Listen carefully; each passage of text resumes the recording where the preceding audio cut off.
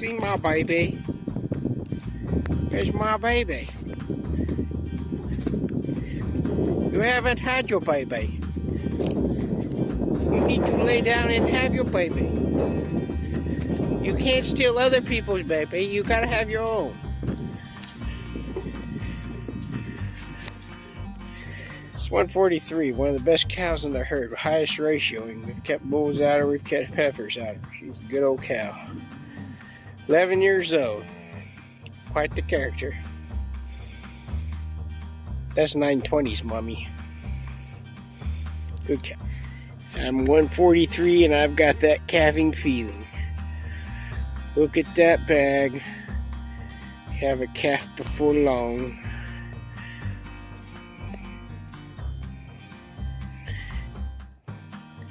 And 143 has the water out now. She's doing what we call the I'm gonna calf dance. Swish the tail, smell the ground, walk around, lay down, push, get up, walk around, smell the ground, swish the tail. This could go on for about an hour or two. After 2 hours we usually pull it because we don't want them to get wore out. But anyway, yep, there she is. She's progressing as she should. Feet are pointed up, which is what you want.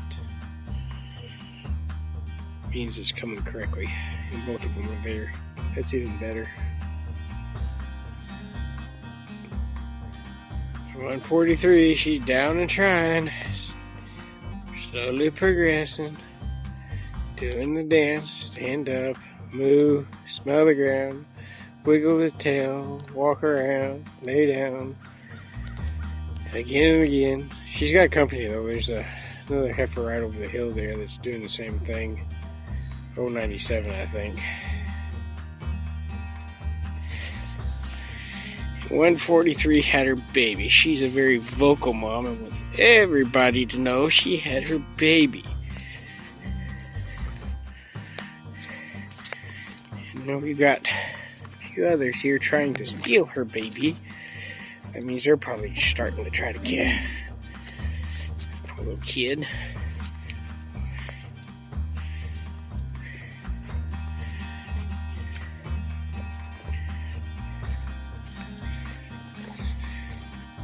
Yes, you got your baby. Congratulations. Continue cleaning.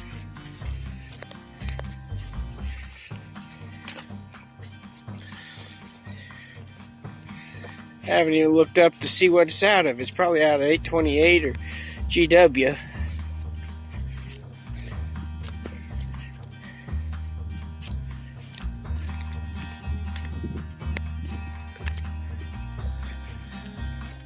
Here is another one that's had their baby. It's not quite as energetic. It is alive, it's breathing. When she first calf heifer, we're on 43. That gives me 3 more to tattoo because 722 calved in the south silo as well.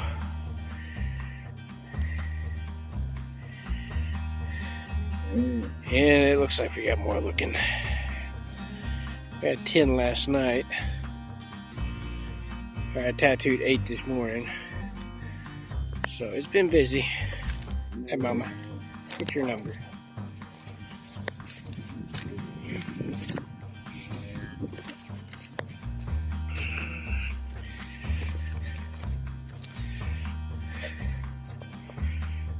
Oh,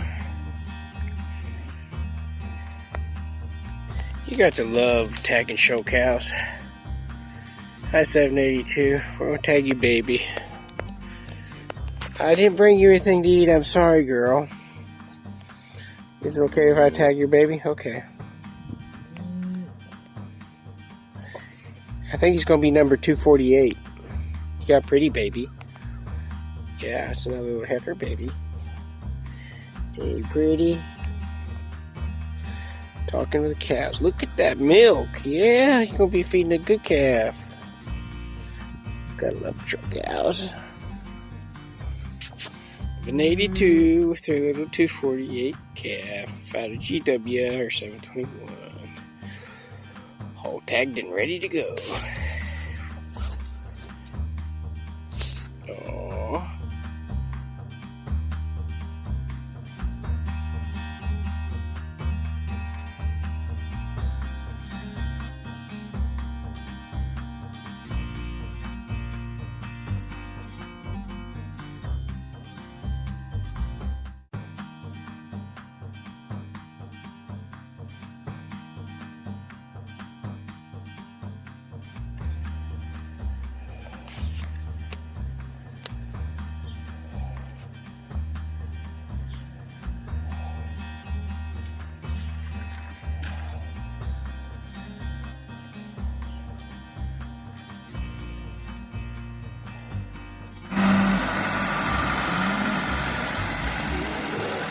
When you have a bunch of cows in one spot, there's plenty of manure, so we're shoveling it out.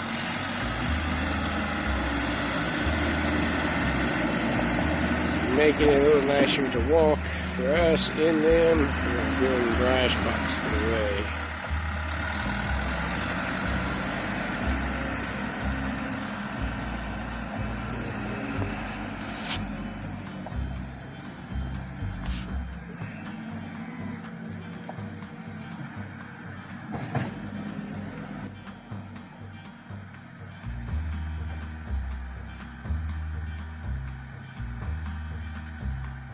Take the manure and spread it on the fields later for fertilizer.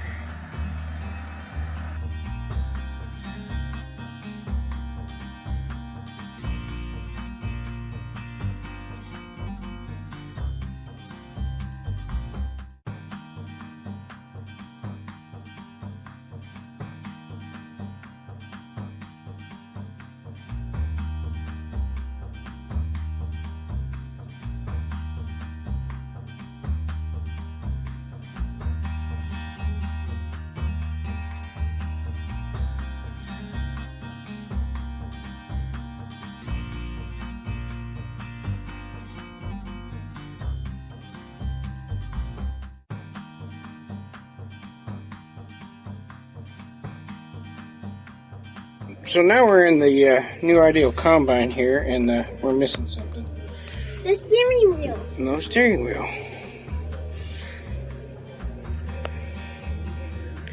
Izzy, look at this thing a little bit more. I think you may steer it with that. Video games.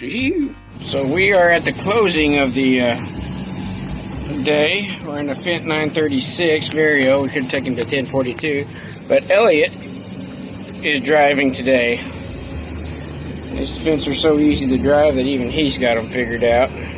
How do you go faster, E? You press this button that's on the back, and you press forwards, and you go faster. So how do you stop? And then you press that button and bring it back. You don't even have to press the button, you just hold it back.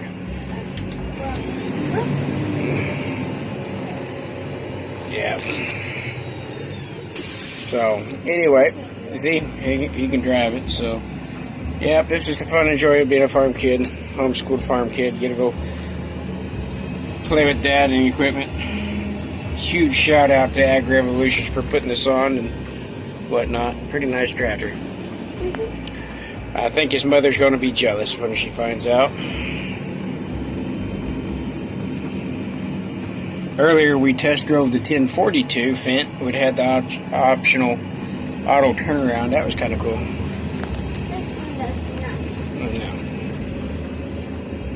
No. So today we are using the grain vac to load the semi, and we're hauling soybeans. The soybean processing plant that makes soybean oil and soybean meal. Soybean meal is used for both hog and cattle rations, and soybean oil, multiple things to eat and cooking and everything else. But this is the grain vac. It's like a giant shop vac, so one in your house might have a half a horsepower to a third of a horsepower. This has 175 horsepower sitting in front of it currently, so a little bit stronger. It will take a glove off your hand. It will load the semi in about 10 minutes under good conditions. So Yeah, quite the powerful machine. We'll fire it up and let you watch it go a little bit. That's what we're up to today. So we started the tractor up and everything. Now we're going to fire the PTO up, which starts the grain vac. It's going to get noisy. I don't know how much you're going to hear me, but here it goes. We do have hearing protection on. There's a bunch of dust. It's up to about 1900 RPMs. And here we go. Get out here to see what's happening.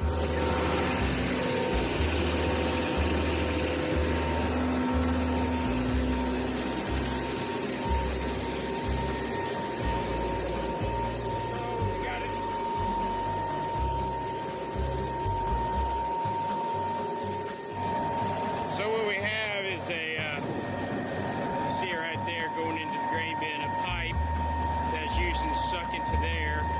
That's an air chamber with a huge fan in there sucking on it, and it's blowing the dust and the vacuum out that way, and then there's an auger taking the soybeans up into the truck, which is right there.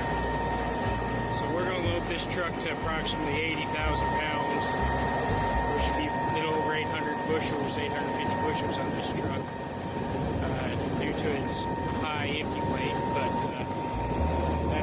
that's the plans. We'll have to watch it and fill it. So now we're inside the bin, grain vacuum, bringing the bin out. This is one of the attachments, one of the hoses. I don't know how much this is here now. It's quite noisy in here, so I have my hearing protection on.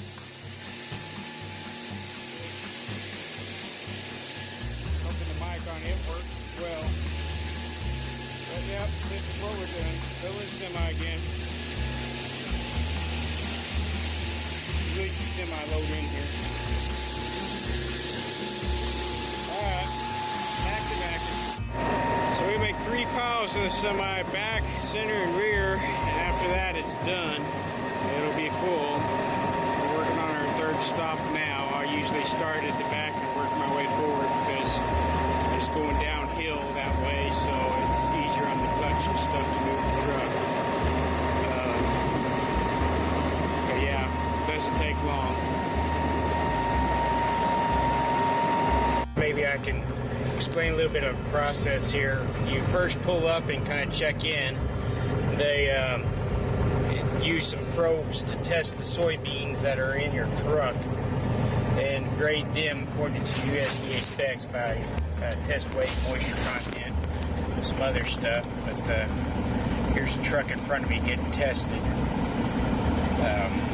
But anyway, that's part of the process, and then after you get tested, you'll pull up into those pits and we'll dump. We'll dump in there, and then we'll weigh in and weigh out over there as well. You see that red thing up there? That's the scales head. And they determine your bushels by weight. So we're hauling soybeans, so according to the USDA, 60 pounds per bushel on soybeans. So they take the weight and divide it out to get your bushels, which is a lot easier than sitting there counting beans, I guess. So there you go. See what else we can video of this trip. So I actually know the person in front of us that's dumping, so we'll go through the process. He's pulled onto the scale. You can see up there red numbers and stuff. You can't see what he actually weighs there, but they're taking his weight. Then he's going to back up just a little bit. And he has what's known as an end dump like we do, so it'll be a similar process. You get out of your cab, you drop your airbags, open your air tailgate.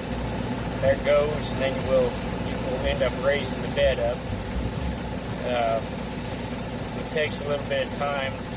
A lot of people haul with hopper bottoms as well. Hopper bottoms usually are a little lighter so they can haul more because there's no hydraulics on them to lift them. But anyway, as you see, there it goes up, and it'll take it all the way up. Make sure everything's out, but that's how we dump beans. After it goes up, you let it down, you close your tailgate, you get reweighed, and you go again. So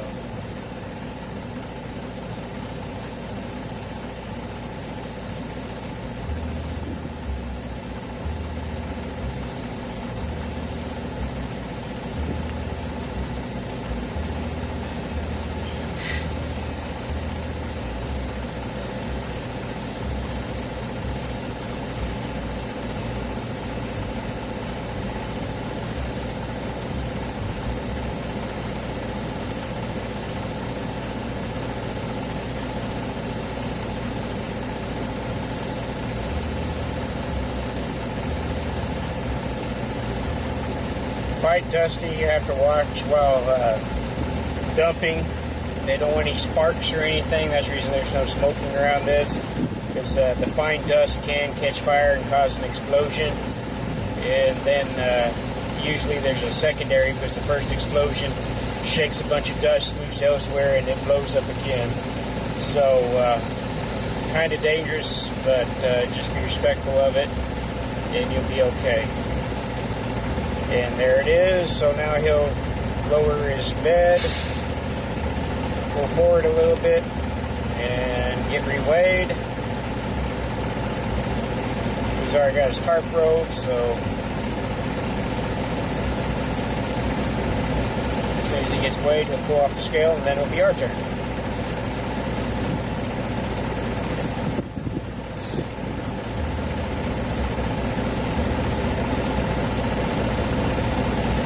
There he goes, so our turn. So we got the load dumped and we're headed back for another one, or at least load for in the morning. So the process is the same for the rest of it. We just may not have to get in and sweep the bin here in a little bit, and I'll show you more in that process. But anyway, there you go. So here we are checking cows. It's about 9 o'clock at night. You can see their little eyes out there kind of glowing. But we're nearing the slow time of calving season. There's nothing in the barn. Nobody calved today. First time in a long time. Yeah, you can kind of see some glowing eyes out there looking at us. That's the girls. We just checked them. Everybody's okay. Nobody's calving yet. So, still at it.